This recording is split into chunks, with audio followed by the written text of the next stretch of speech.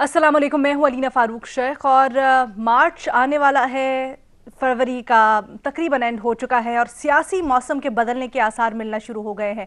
आज बिलावल भुट्टो जरदारी ने अपनी कल से लॉन्ग मार्च किक ऑफ करने से पहले एक अहम प्रेस कॉन्फ्रेंस की और अहम और बड़ा ऐलान किया। उन्होंने वज़ीर आज़म इमरान खान के इस्तीफे का मुतालबा कर दिया है और वो कहते हैं कि हमारे इस्लामाबाद पहुंचने से पहले इमरान खान मुस्ताफ़ी हो जाए, वरना हम जमहूरी हमला कर देंगे, क्योंकि अब इस हुकूमत का बाकी रहना मुल्क के मुफाद में नहीं है, बिलावल भुट्टो जरदारी ने कहा। दूसरी जानिब हुकूमत से मुतल्लिक भी ये इत्तलात आ रही हैं ज़राए से कि वज़ीर आज़म इमरान खान मुमकिन है कि कौम से खिताब करे और महंगाई और इस सिलसिले में, इस तनाजुर में जो दीगर मसाइल हैं इस वक्त आवाम को दरपेश, उससे मुतल्लिक आवाम को एतमाद मिले। तो सियासी दर्जा हरारत बढ़ता हुआ दिखाई दे रहा है। न सिर्फ विफाक के लिए ये चीज़ अलार्मिंग, बल्कि सिंध हुकूमत के खिलाफ पाकिस्तान तहरीक इंसाफ ने भी आज से अपनी मार्च का आगाज़ कर दिया है। तो ये सारी सिचुएशन, इसमें आप ऐड कर लें वो तहरीक अदम एतमाद के लिए जो जोड़ तोड़ चल रहे हैं अपोजिशन की मुश्तरका तौर पर, कैसे टर्न आउट करेगा आने वाला मंजरनामा। सवाल अपने एनालिस्ट के लिए हमने आज कुछ यूँ रखा है कि इस महीने ज़्यादा खतरा किससे है, लॉन्ग मार्च से या अदम एतमाद से। हमें पैनल पर आज ज्वाइन कर रहे हैं मजहर अब्बास साहब, बेनज़ीर शाह साहिबा, इरशाद भट्टी साहब और अतहर काज़मी साहब भी हमारे साथ हैं। अतहर, गुफ्तगू का आगाज़ आपसे करना चाहूँगी और क्या आपको लगता है हुकूमत के लिए ज़्यादा चैलेंजिंग, विफाकी हुकूमत के लिए ज़्यादा चैलेंजिंग क्या लॉन्ग मार्च जो कि आने वाले दिनों में प्रेशर बढ़ा सकती है, या फिर तहरीक अदम एतमाद जिसके लिए काफ़ी तेज़ी से राब्ते जारी हैं? देखिए, जहां तक लॉन्ग मार्च का ताल्लुक है, पहले भी हमने देखा कि पीडीएम तहरीक तो चला चुकी है, मुख्तलिफ एरियाज के अंदर इन्होंने जलसे जुलूस भी किए, मुख्तलिफ डेडलाइंस वगैरह भी दी गई। तो अवामी राब्तों में और उस तरीके से अवाम के अंदर जिस तरह कहते हैं ना हुकूमत मुखालिफ जज्बात पैदा करने में तो ये नाकाम रहे। तो लॉन्ग मार्च में तो मुझे लगता है कि इनको खुद भी कोई ज्यादा उम्मीद नहीं है। जहां तक तहरीक अदम एतमाद का ताल्लुक है, उसकी जानिब इनकी ज्यादा तवज्जो है। उसकी जानिब तवज्जो क्यों है? इसलिए कि इनको पता है कि हुकूमत की मेजॉरिटी को इतनी ज्यादा नहीं है पार्लियामान के अंदर, तो इसी वजह से इनकी ज्यादातर एनर्जी उसी के ऊपर जाया हो रही है। लेकिन मसला ये है कि अब अगर हुकूमत के खिलाफ इनसे कोई चीज पूछी जाए, कोई पॉइंट पूछा जाए, तो पिछले 2-3 सालों से इनका एक ही मंत्रा रहा है कि ये चीनी चोरों की हुकूमत है। अब चीनी चोरों की जिसके ऊपर इल्जाम लगाते थे, कहते थे कि इमरान खान ने अपने दोस्त को नवाजा, अब उन्हीं के ऊपर ये तकिया किए हुए बैठे हैं, वो इनकी सबसे बड़ी उम्मीद बन गए। ये बात मैंने क्यों की? ये बात इसलिए की कि ये कोई असूलों की सियासत या पाकिस्तान की बका की सियासत नहीं है। इमरान खान को निकालने का मकसद ये नहीं है कि पाकिस्तान को बचाया जाए।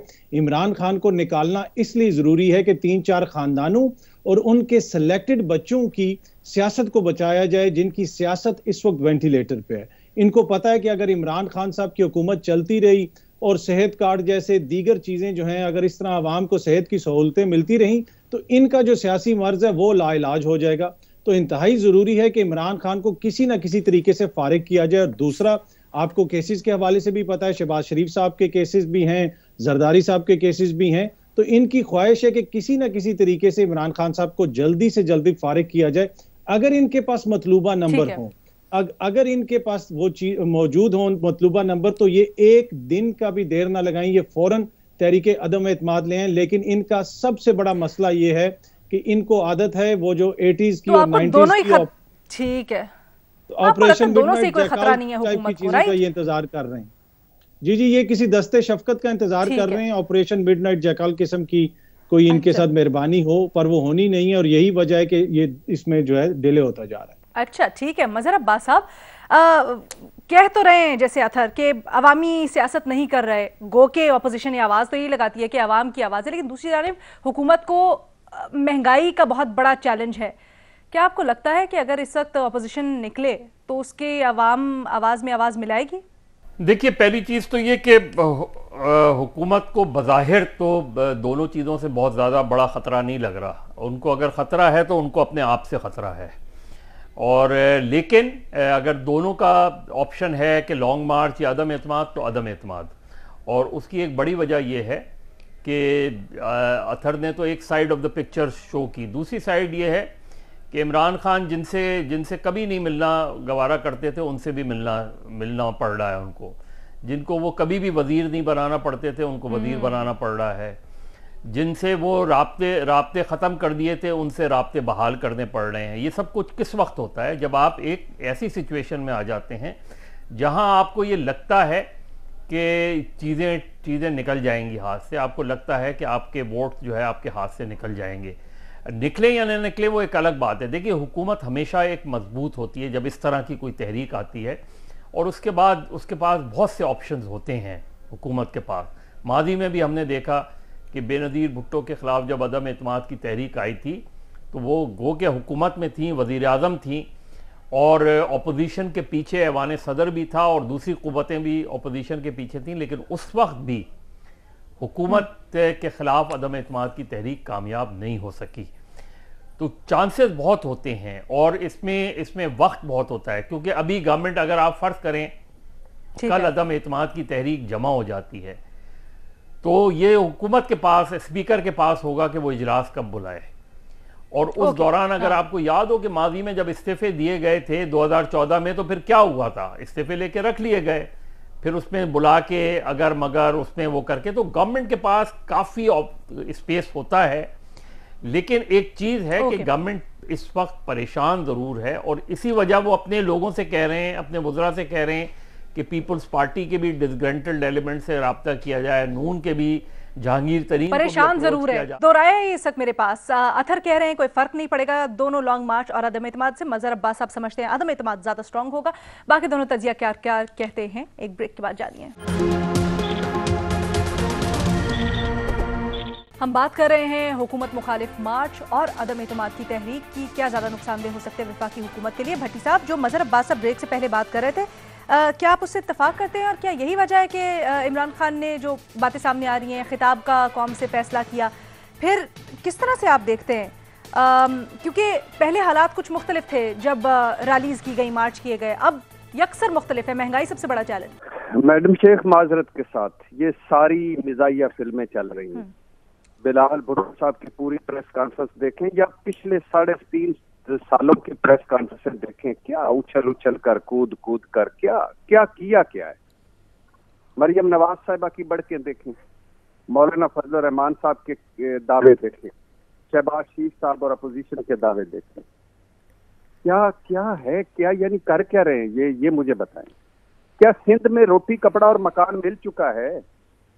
क्या सिंध में किस सूरत बदल चुकी है? बिलावल भुट्टो साहब, 14 साल हो गए हैं, 4 मरतबा मरकज में हुकूमत रही है आपकी। सिंध की सूरत क्या है? कोई एक शहर, कोई एक डिवीजन, कोई एक जिला, कोई एक शहर, कोई एक तहसील, कोई एक यूनियन काउंसिल, यहाँ आप बिलावल भुट्टो साहब आम आदमी के घर में एक हफ्ता गुजार पाएंगे? नहीं गुजार पाएंगे। उधर आ जाए इमरान खान साहब पर, क्या इमरान खान साहब ने अपने पूरे दावे नारे पूरे कर दिए हैं? क्या इमरान खान साहब किस पर कौम को खिताब कर रहे हैं? क्या उनके क्रेडिट पर है इस वक्त? क्या है? क्या इमरान खान साहब ने क्या तब्दीली लाए हैं 4.5 सालों में? ये मिजाइया फिल्में हैं, इनको मिजाइया फिल्मों की तरह लें। तो ये सर कार्टून है। नहीं, मिजाइया फिल्मों की तरह ले तो फिर आगे क्या? कुछ भी नहीं आगे होना। ये हमारी नहीं, आप जब ये कहते हैं सर, मैं तो कंफ्यूज हो मैडम शेख, ये हमारी बात मैं तो फिर कंफ्यूज हो जाती हूँ सर। ऑप्शंस तो इस वक्त इसी फ्रूट बास्केट में से है ना, कुछ सिलेक्ट करना पड़ेगा। नहीं, आपके पास, आपने इसी फ्रूट बास्केट से खा ले। मैं तो नहीं खाना चाहता, मैं तो फ्रूट से ही तौबा, मेरी इस फ्रूट से ही तौबा। सर आप क्या खाना चाहते हैं? ना मैं भूखा रह लूंगा, जौ की रोटी खाता हूँ आजकल, वैसे भी तो जौ की रोटी खा लूंगा। इस फ्रूट से अल्लाह मुझे बचाए, जहरलूद फ्रूट से, जिसके बाद मुझे सारा उम्र वो भुगतना पड़ेगा ये फ्रूट। प्लीज अल्लाह के नाम पे ये फ्रूट नहीं है। नहीं सर, फिर क्या आपके लिए मार्च से कुछ मंगाए सर? क्या करें? कुछ भी नहीं होना मैडम शेख। ये क्या कर रहे हैं? जरदारी साहब का आपको बयान नहीं सुना था कि फार्मूला वाले मुझसे रास्ते में, मैं कह रहा हूँ इनकी छुट्टी करवाएं। ठीक, अब मुझे बताएं, अब सिर्फ आखिरी 2 जुमले। ना अदम एतमाद, ना लॉन्ग मार्च, कुछ नहीं होना। नहीं होने दे। बेनजीर क्या आप ये बात तो सुन लेना मैडम शेख, 2 जुमले सुन लीजिएगा। ये उधर से चले जाए कराची वाले चले जाए इस्लामाबाद, और वो इस्तीफे, चार्जशीट, सिंध, और दूसरी बात है आर पार, जनवरी से पहले, मार्च से पहले, फिर अगली डेडलाइन जब। ठीक है ना, हो गया भट्टी साहब, आपका पॉइंट आ गया। बेनजीर आप अग्री कर रही हैं भट्टी साहब से? जहां तक आपके सवाल का जवाब है, मेरे ख्याल से इसका बड़ा सिंपल सा जवाब है, और वो है अदम एतमाद। इससे बड़ा खतरा अभी हुकूमत के लिए और कोई चीज नहीं है। पहले भी मैंने शो पे कहा था कि लॉन्ग मार्च इतना बड़ा खतरा इस हुकूमत के लिए नहीं है, वोट ऑफ नो कॉन्फिडेंस है।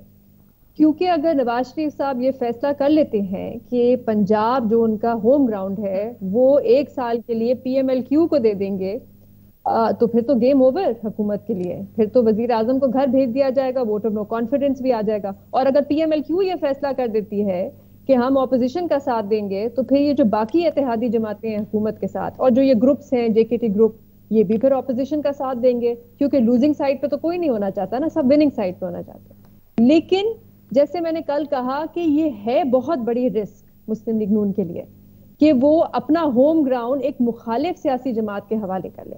लेकिन जब ये फैसला किया जा रहा होगा तो रिस्क एनालिसिस करते हैं अलीना, और रिस्क एनालिसिस ये होगा कि क्या ये ज्यादा बड़ी रिस्क है कि हम PMLQ को पंजाब दे दें 1 साल के लिए, या ये ज्यादा बड़ी रिस्क है कि PTI को हम 1 और साल दे दें हुकूमत करने के लिए पंजाब में भी और मरकज में भी। तो मुझे नहीं पता नवाज शरीफ साहब क्या फैसला करेंगे, और मुझे नहीं लगता कि अभी कोई भी सहाफी जो है उसको अंदर की खबर होगी। लेकिन ये रिस्क एनालिसिस जरूर किया जाएगा फैसला करने से पहले। जहां तक मार्च की बात है, देखें 2 अलग अलग मार्च हो रहे हैं। एक पीपल्स पार्टी कर रही है PTI की हुकूमत के खिलाफ, और एक इस वक्त PTI कर रही है पीपल्स पार्टी की हुकूमत के खिलाफ। अच्छा, मैं अलीना आपको ऑनेस्टली बताऊं, मुझे तो ये जो PTI का लॉन्ग मार्च है इसकी कुछ खास समझ नहीं आई कि इसका मकसद क्या है, इससे हासिल क्या होगा। एक बड़ी अजीब सी ऑप्टिक्स है कि एक वफाकी हुकूमत, फेडरल मिनिस्टर्स एक सूबाई हुकूमत के खिलाफ मार्च कर रहे। जब आपने देखा होगा, जब ऐलान भी इसका हुआ तो स्टेज पे असद उमर साहब खड़े थे और अली जैदी साहब खड़े थे, दोनों वफाकी वजीर हैं। और फिर हमें बताया गया कि लॉन्ग मार्च की शुरुआत शाह महमूद कुरैशी साहब करेंगे, जो भी वफाकी वजीर हैं। ठीक है, एक फेडरल गवर्नमेंट, जल्दी से इसी के ऊपर एक राउंड कर लेते हैं। एक छोटी सी चीज ठीक है, आखिर आपकी राय आगे। हाँ, दूसरे मार्च के बारे में मैं कहना चाहूंगी कि इससे बेहतर कि PTI की हुकूमत मार्च के साथ और ऑपोजिशन के साथ मुकाबला करे, आप अपनी गवर्नेंस पे तवज्जो दें। मजहर साहब, आपकी तरफ आना चाहूंगी। बेनजीर को तो इसका मकसद नहीं समझ आता कि PTI क्यों सिंध की तरफ मार्च कर रही है। आप इसको कैसे देखते हैं? क्या आपको लगता है कि इससे कुछ पीपल्स पार्टी के वोट बैंक में फर्क पड़ेगा और PTI अपना वोट बैंक मजीद बढ़ा सकेगी? पहली चीज तो ये कि क्यों ना करे PTI को राइट है, विफाकी हुकूमत नहीं कर रही। ये थोड़ा सा तसी कर दूं मैं, ये इस मार्च को लीड कर रहे हैं अली जैदी को सिंध का ऑर्गेनाइजर बनाया गया है PTI की तरफ से। बाकी असद उमर, जाहिर है असद उमर का ताल्लुक कराची से है, शाह महमूद कुरैशी जो है सिंध के इलाके से इलेक्शन लड़ते रहे हैं। देखिए, पीपल्स पार्टी असल में जो तज्जिया करना चाहिए वो ये कि पीपल्स पार्टी सिंध में मजमूई तौर पे और ख़ास तौर पे रूरल सिंध में क्यों जीतती रही है। अगर आप 70 से लेके अब तक का जायजा लें तो उसमें आपको नज़र आएगा कि पीपल्स पार्टी के अलावा अगर किसी दूसरी सियासी जमात ने वहाँ जाके कुछ थोड़ा बहुत काम किया है तो वो फंक्शनल लीग है। लेकिन फंक्शनल लीग भी अपनी एक ख़ास हल्के से ज़्यादा आगे नहीं जाती। तो अगर आपके पास कोई ऑल्टरनेट होगा ही नहीं, वहाँ के पीपल्स पार्टी का अगर कोई अच्छा ऑल्टरनेट बनता, एक ज़माने में रसूल बख्श पलीजो के बारे में कहा जाता था कि अवामी तहरीक ख़ासतौर पे MRD वगैरह में उनका प्रोफाइल बड़ा हाई हुआ था और ये कहा जाता था कि उनके पास एक अच्छी ऑर्गेनाइजेशन है, वो एक अच्छी फोर्स बन सकते हैं। तो अगर आप कोई PTI ने इतने सालों में, ये तो 3 साढ़े 3 साल हुकूमत के हैं ना, लेकिन कोई 24-25 साल तो 24 साल तो हो गए PTI को। उन 24 सालों में जरा इमरान खान या उनके लोग बताएं कि उन्होंने रूरल सिंध में जाके क्या काम किया। ऐसा थोड़ी है कि कराची से कोई उठ के चला गया, उसने जाके चल जलसे कर लिए। जो लोग जिनके साथ मिलके वो ये कर रहे हैं, वो सब के सब यहां से हारे हुए भी हैं। तो ऐसी चीज नहीं, PTI ने ऑर्गेनाइजेशनल काम ही नहीं किया रूरल सिंध में। जब आप इस वक्त जो नंबर 2 पार्टी है रूरल सिंध में वो JUI है। अच्छा। JUI मुकाबला कर रही है और JUI के इम्कानात हैं, यानी अभी चाहे वो लाड़काना हो या दीगर शहरों, वहां 15-15, 20-20, 30-30 हजार वोट ले रही है JUI। तो PTI ने काम ही नहीं किया इतने सालों में। जब आप काम नहीं करेंगे तो आप रोते रहें जितना भी, जाके सियासी काम तो करें, लोगों से मिलें तो। ठीक है जी, हमारे तज्जिया राय सुनिए, इजाजत दीजिए, अल्लाह हाफिज।